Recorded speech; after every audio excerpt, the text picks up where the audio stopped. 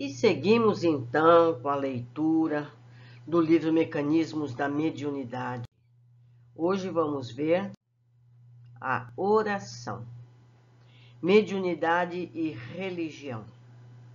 Misturada à magia vulgar, a mediunidade é de todos os tempos do mundo, confundida entre os totens e manitos nas raças primitivas, alteia-se gradativamente e surge suntuosa e complexa nos templos iniciáticos dos povos antigos, rebaixada e desordenada entre os magos da praça pública. Ocioso seria enumerar sucessos e profecias constantes dos livros sagrados das religiões nas épocas anciãs. Cada passo das recordações de todas elas, encontramos referências a manifestações de anjos e demônios, evocações e mensagens de seres desencarnados, visões e sonhos, encantamentos e exorcismos.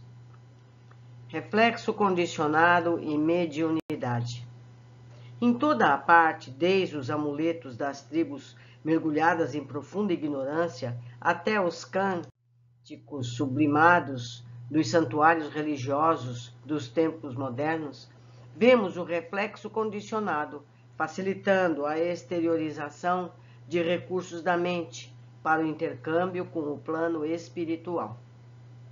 Talismãs e altares, vestes e paramentos, símbolos e imagens, vasos e perfumes, não passam de petrechos destinados a incentivar a produção de ondas mentais, nesse ou naquele sentido, atraindo forças do mesmo tipo que as arremessadas pelo operador dessa ou daquela cerimônia mágica ou religiosa e pelas assembleias que os acompanham, visando a certos fins.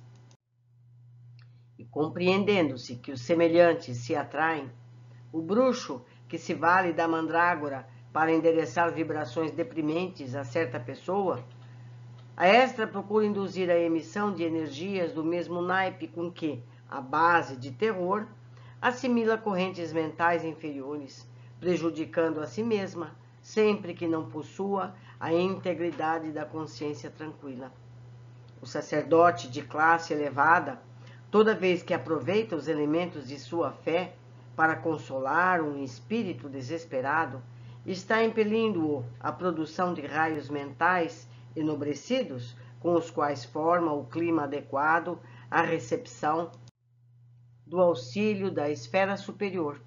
O médico que encoraja o paciente, usando autoridade e doçura, inclina-o a gerar, em favor de si mesmo, oscilações mentais restaurativas, pelas quais se relaciona com os poderes curativos estuantes em todos os escaninhos da natureza. O professor, estimulando o discípulo a dominar o aprendizado dessa ou daquela expressão, impulsiona-o a condicionar os elementos do próprio espírito, ajustando-lhe a onda mental para incorporar a carga de conhecimento de que necessita. A gente percebe então que tudo é pensamento, tudo é indução, não é verdade? Somos responsáveis por tudo aquilo que induzimos, seja em nós mesmos, seja nos outros. Grandeza da oração. Observamos em todos os momentos da alma, seja no repouso ou na atividade, o reflexo condicionado, ou ação independente da vontade, que se segue imediatamente a uma excitação externa, na base das operações da mente, objetivando esse ou aquele gênero de serviço. Daí resulta o impositivo da vigilância sobre a própria orientação, de vez que somente a conduta reta sustenta o reto pensamento e, de posse do reto pensamento, a oração, qualquer que seja o nosso grau de cultura intelectual, é o mais elevado toque de indução para que nos coloquemos para logo em regime de comunhão com as esferas superiores. De essência divina, a prece será sempre o reflexo positivamente sublime do espírito em qualquer posição, por obrigá-lo a despedir de si mesmo os elementos mais puros de que possa dispor. No reconhecimento ou na repetição, ou melhor, no reconhecimento ou na petição na diligência ou no êxtase, na alegria ou na dor, na tranquilidade ou na aflição, ei-la exteriorizando a consciência que a formula em efusões indescritíveis sobre as quais as ondulações do céu corrigem o magnetismo torturado da criatura, insulada no sofrimento educativo da terra, recompondo-lhe as faculdades profundas. A mente centralizada na oração pode ser comparada a uma flor estelar aberta ante o infinito, absorvendo-lhe o orvalho nutriente da vida e luz.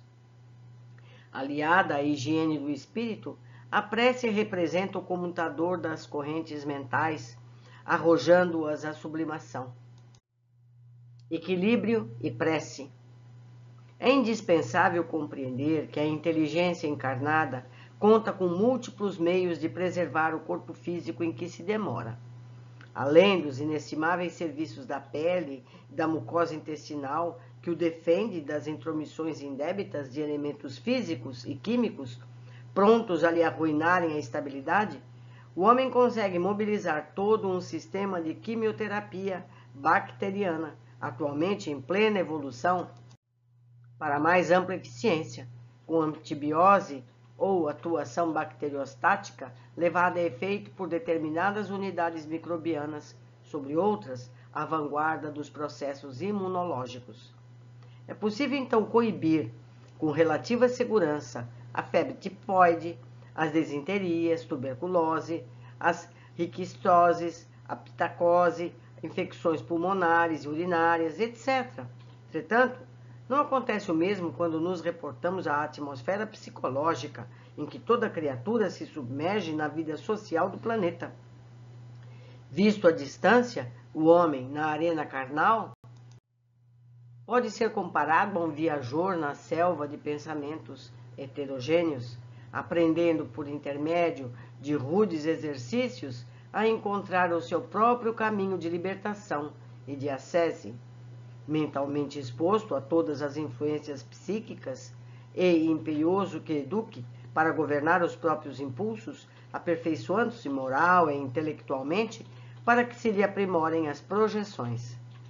No que tange à saúde e manutenção do corpo e no que se refere à aquisição de conhecimentos, utiliza a consulta a médicos, nutricionistas, professores, orientadores diversos.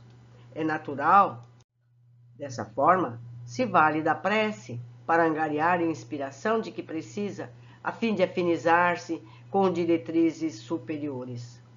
No circuito de forças estabelecido com a oração, a alma não apenas se predispõe a regenerar o equilíbrio das células físicas, viciadas ou exaustas, através do influxo das energias renovadoras, que incorpora espontaneamente, assimilando os raios da vida mais alta a que se dirige, mas também reflete as sugestões iluminativas das inteligências desencarnadas de condição mais nobre com as quais se coloca em relação. Prece e renovação. Na floresta mental em que avança, o homem frequentemente se vê defrontado por vibrações subalternas que o golpeiam de rijo, compelindo-o a fadiga e irritação, sejam elas provenientes de ondas enfermiças, partidas dos desencarnados em posição de angústia, a que lhe partilham o clima psíquico, ou de oscilações desorientadas dos próprios companheiros terrestres desequilibrados, a lhe respirarem o ambiente. Todavia, tão logo se envolva nas vibrações balsâmicas da prece, ergue-se-lhe o pensamento aos planos sublimados, de onde recolhe as ideias transformadoras dos espíritos benevolentes e amigos, convertidos em vanguardeiros de seus passos na evolução. Orar constitui a fórmula básica da renovação íntima, pela qual o divino entendimento desce do coração da vida para a vida do coração. Semelhante atitude da alma, porém, não deve, em tempo algum, resumir-se a simplesmente pedir algo ao suprimento divino, mas pedir, acima de tudo, a compreensão quanto ao plano da sabedoria infinita traçado para o seu próprio aperfeiçoamento, de maneira a aproveitar o ensejo de trabalho e serviço no bem de todos, que vem a ser o bem para si mesma. Mediunidade e prece. A mediunidade, na ordem superior da vida, esteve sempre associada à oração, para converter-se no instrumento da obra iluminativa do mundo. Entre os egípcios e hindus, chineses e persas, gregos, cipriotas, gauleses e romanos, a prece, expressando invocação, louvor, adoração ou meditação, é o agente refletor do plano celeste sobre a alma do homem.